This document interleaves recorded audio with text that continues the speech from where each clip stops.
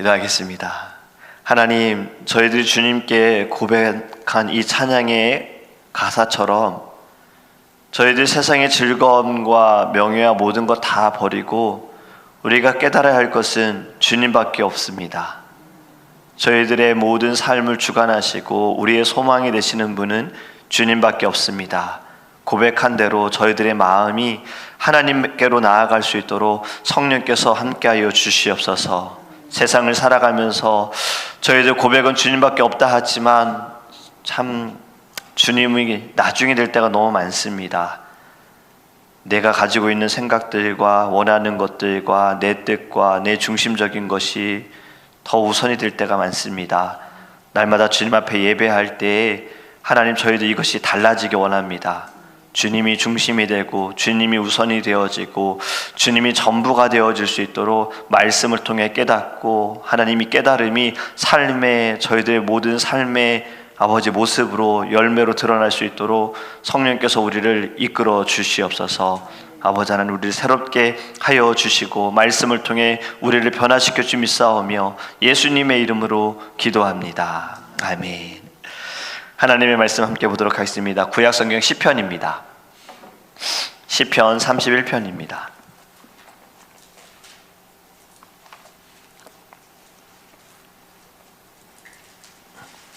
시편 31편 9절에서 15절 말씀입니다. 시편 31편 9절에서 15절입니다. 우리 함께 읽도록 하겠습니다. 여호와여, 내가 고통 중에 있사오니 내게 은혜를 베푸소서. 내가 근심 때문에 눈과 영혼과 몸이 쇠하였나이다. 내 일생을 슬픔으로 보내며 나의 연수를 탄식으로 보내며 내 기력이 나의 죄악 때문에 약하여지며 나의 뼈가 쇠하도소이다. 내가 모든 대적들 때문에 욕을 당하고 내 이웃에게서는 심히 당하니 내 친구가 놀라고 길에서 보는 자가 나를 피하였나이다. 내가 잊어버린 바 됨이 죽은 자를 마음에 두지 아니함 같고 깨진 그릇과 같으니이다. 내가 무리의 비방을 들었으므로 사방이 두려움으로 감싸였나이다. 그들이 나를 치려고 함께 의논할 때에 내 생명을 빼앗기로 깨하였나이다. 여호와여, 그러하여도 나는 주께 의지하고 말하기를 주는 내 하나님이시라 하였나이다. 나의 앞날이 주의 손에 있사오니 내 원수들과 나를 핍박하는 자들의 손에서 나를 건져 주소서. 아멘. 오늘의 말씀을 통해 하나님께서 우리를 원수들의 손에서 건져 주실 줄 믿습니다. 여러분, 시편 30편의 말씀은요, 다윗의 시입니다. 다윗이 어려운 상황을 만날 때마다 늘 그가 했던 것은 하나님께 구원을 간구하며 하나님을 의지하는 믿음의 고백을 했습니다.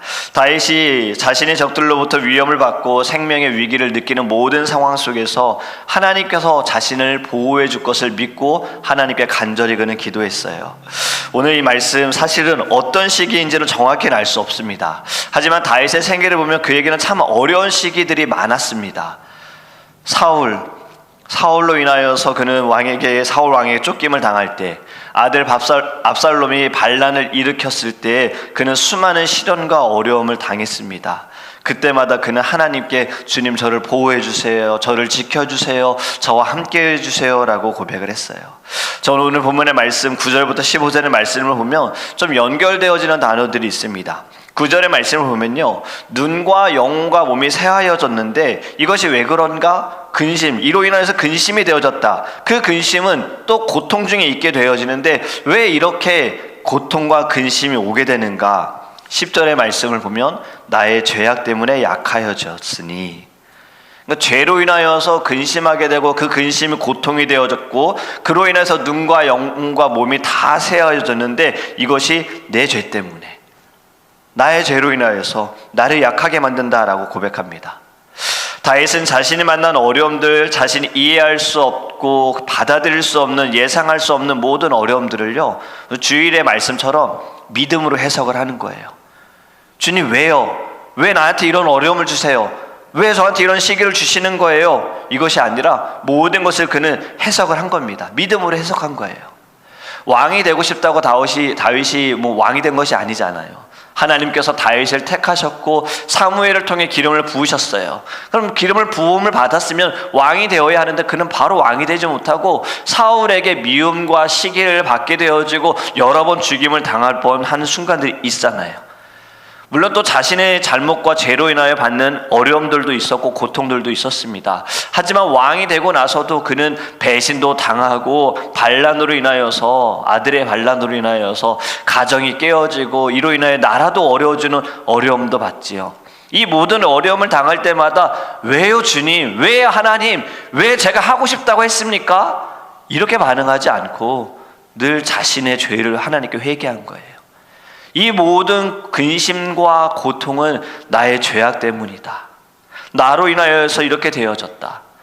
그의 어려움은요, 또 여기서 끝나지 않습니다. 오늘 본문에 보면 또 11절에 원수들에게 욕을 당한다라고 하고 있어요. 대적들이 다윗을 지금 괴롭히고 그를 어렵게 만든다. 그런데 여기서 또 끝나지 않고 또 어떻게 말합니까? 이웃으로부터 고난과 고통을 당한다는 거예요. 원수들에게 괴롭힘을 당하는 건 내가 어떻게든 견뎌보겠는데 이웃에게 고통을 당한다는 것은 정말 견디기 어렵잖아요. 여러분, 이웃은 누굴 말할까요? 가까운 사람들인 거예요. 자기가 믿었던 사람, 같은 마음을 가지고 있던 사람들, 원수에게 당하는 것보다 더 훨씬 고통스럽다라는 것을 지금 그는 이야기합니다. 이 모든 어려움들을 그는 나의 죄 때문에, 나의 연약함 때문이라고 믿음으로 해석을 하고 있는 거예요. 여러분, 야고보서 1장 15절의 말씀, 우리가 잘 아는 말씀입니다.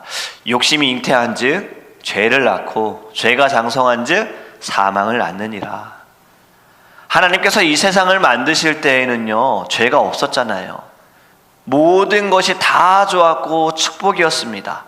그런데 죄로 인하여서 축복이 저주로 바뀌게 되어졌고, 생명이 사망으로 바뀌게 되어졌고, 기쁨이 슬픔으로 바뀌게 되어졌고, 고통과 고난이 들어오게 된 거죠. 이 모든 것들은 사실 죄로부터 시작이 된 겁니다.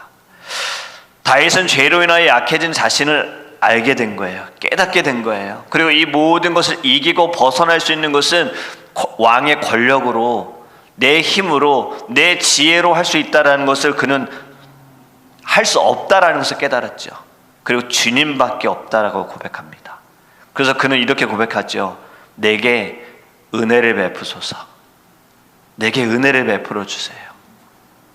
하나님이 은혜를 베풀어 주시지 않으면 저는 지금 이 고통에서, 근심 중에서, 원수들의 대적의 손에서, 이웃들에게 받는 이 아픔 가운데에서 벗어날 수가 없습니다. 1절 말씀을 한번 보면요, 시편, 지금 오늘의 말씀 1절 말씀 31편 1절을 보면요, 여호와여 내가 주께 피하오니 나를 영원히 부끄럽게 하지 마시고 주의 공의로 나를 건지소서. 아멘. 여러분, 여호와여 내가 주께 가오니 라는 표현을 해도 되잖아요. 그런데 굳이 내가 주께 피하오니 라는 단어를 썼어요. 피한다는 것은 무슨 말입니까? 내가 지금의 상태에서 벗어나고 싶다는 거죠. 지금의 상태를 내가 견디기 어려우니 내가 좀 다른 곳으로 가고 싶습니다. 풍랑을 만날 때 풍랑을 피하고 싶다라는 것과 같은 의미로 다윗은 내가 지금 굉장히 어려운 상황, 피할 수 없는 상황을 만나게 됐다라는 거예요. 여러분, 시편을 보면요, 주께 피한다라는 표현이 자주 등장을 합니다. 이 말은 결국엔 우리의 이 모든 문제와 어려움을 피할 수 있는 것은 주님께 가는 방법밖에 없다라는 거예요. 주님을 찾는 것밖에 없다라는 거지요. 주님의 손에 우리의 모든 것을 맡겨드리는 겁니다. 다윗은 지금 아주 간절하게 고백하는 거예요. 이렇게 얘기하잖아요. 부끄럽게 하지 마시고 주님의 공의로 건져주세요. 우리가 호세아서의 말씀을 나눌 때에도 이 단어가 많이 등장했지요. 하나님은 정의의 하나님이시고 공의의 하나님이시다. 그래서 다림줄로 재셔서 하나님께서 판단하시고 심판하신다. 사랑의 하나님이기도 하시지만 공의로 판단하시고 정의로 다스리심을 통하여서 하나님께서는 모든 것을 질서 가운데 인도하신다는 거예요. 다윗은 깨달았습니다. 지금 이 모든 부끄러운 고통 가운데에 하나님의 정의는 살아있고 하나님의 공의는 살아있어서 나를 핍박하는 원수들은 내가 하지 않는다 하더라도 반드시 하나님의 때에 하나님께서 심판하실 줄 믿습니다. 나를 부끄럽게 하는 자들을 주님께서 오히려 그들을 부끄럽게 하실 줄 믿습니다. 그러니 주님, 정의로 다스려 주세요. 여러분, 전쟁은 하나님께 속해 있다라는 말씀 우리가 잘 알잖아요. 이것도 결국에는 정의로우신 하나님께서 이 모든 전쟁을 판단하사 악한 것들을 하나님께서 반드시 없애실 것이라는 것을 말씀하시는 겁니다. 그렇기 때문에 우리의 인생에 있어서도요, 우리의 손에 피를 묻힐 것이 아니라 우리 하나님께 맡겨드리기를 간절히 원합니다. 우리 하나님은 지금도 불꽃 같은 눈동자로 우리를 지켜보고 계십니다. 우리의 모든 상황을 주님은 이미 다 알고 계시는 거예요. 또 다윗의 고백을 보면 2절부터 4절 말씀을 보면요, 반복되는 단어들이 나오는데 2절에 내게 귀를 기울여 속히 건지시고 내게 견고한 바위와 구원하는 산성이 되소서. 3절에 주는 나의 반석과 산성이시니 그러므로 주의 이름을 생각하셔서 나를 인도하시고 지도하소서. 4절에 한 번 더 주님은 나의 산성이시니이다.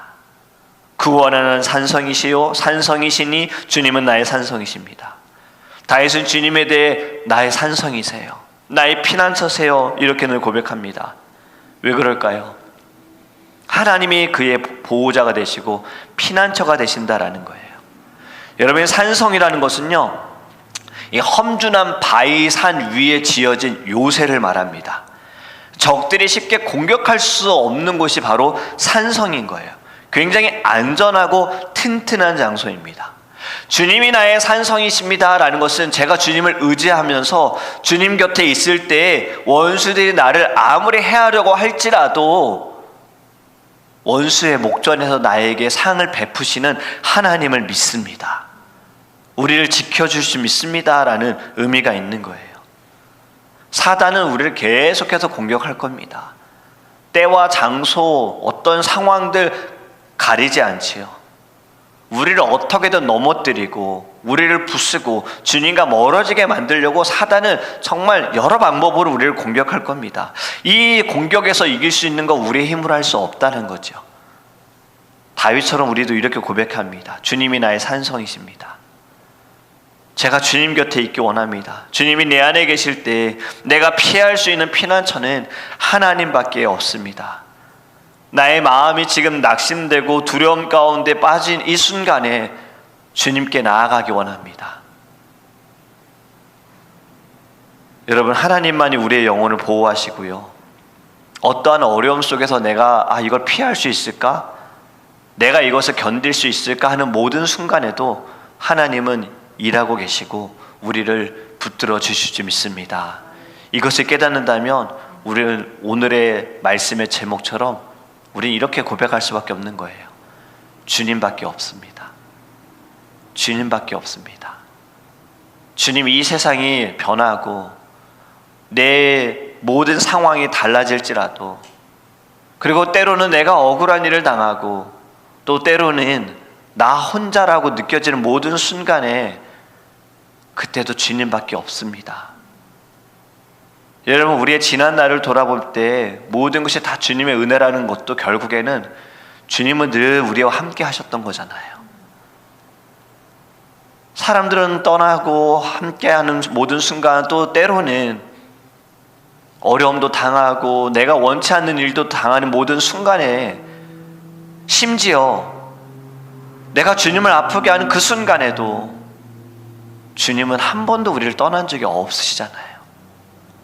계속 우리를 지켜봐 주셨고 우리를 붙들어 주셨고, 사실 우리는 감당할 수 없다고 생각했지만 주님은 감당할 수 있도록 우리에게 힘을 주셨어요.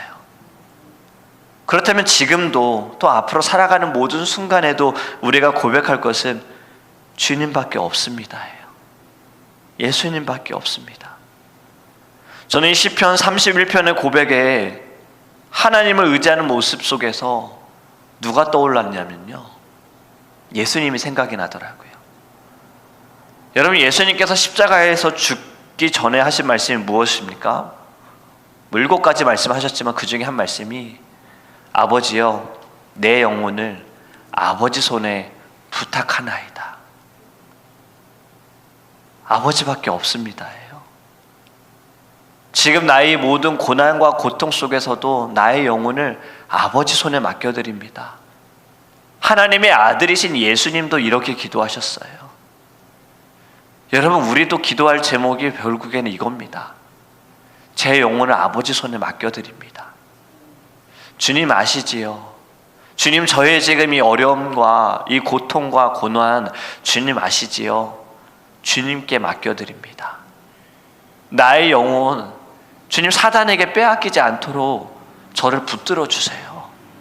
자꾸 사단은 나를 자기 편으로 만들려고 하는데요, 저는 원하지 않습니다. 주님도 원치 않는 거 저도 압니다. 주님, 제가 이제는 결단하고요, 아버지 손에 주님 맡겨드립니다. 이렇게 고백하는 저와 여러분이 되기를 간절히 원합니다. 여러분, 주님이 도와주셔야 돼요. 사람이 도와주는 것보다, 세상이 도와주는 것보다, 지금 우리가 주님 외에 다른 것을 의지하는 것보다, 여러분, 그건 다 돌아가는 길이에요. 멀어져가는 길이에요. 주님이 도와주신다면요, 단번에 해결되어지고 단번에 역전케 될 줄 믿습니다. 그렇다면 우리가 결단해야 합니다. 오늘 불렀던 찬양처럼요, 이 세상 모든 것보다 내게 귀한 것은 주님밖에 없습니다. 저의 이 고백처럼 주님, 나의 마음도 나의 모든 삶도 고백처럼 살아가게 해주세요. 단 한 번이라도 내가 예수님을 생각하지 않는다면, 단 한 번이라도 내가 주님의 말씀을, 그리고 내가 주님께 찬양하지 않고 기도하지 않는다면 저는 죽을 수밖에 없습니다. 저는 나약한 존재이고 저는 부족하기 때문에 예레미야처럼 나는 어린아이 같다라고 고백하는 그러한 존재여서 주님이 저와 함께 하지 않으면 저는 죽을 수밖에 없습니다. 이것을 깨닫고 우리 오늘도 이 시간에 기도할 때에요, 주님밖에 없어요. 주님, 저를 도와주세요. 주님, 저를 붙들어 주세요. 주님, 저와 함께 하시고 제가 이것을 깨닫기 원해요. 제 눈을 떠서 지금까지 지내온 모든 은혜도 주님이 문제를 해결해 주셨기보다는 주님 나와 함께 하셨습니다. 앞으로도 함께 하실 줄 믿습니다. 주님, 저를 살려주세요.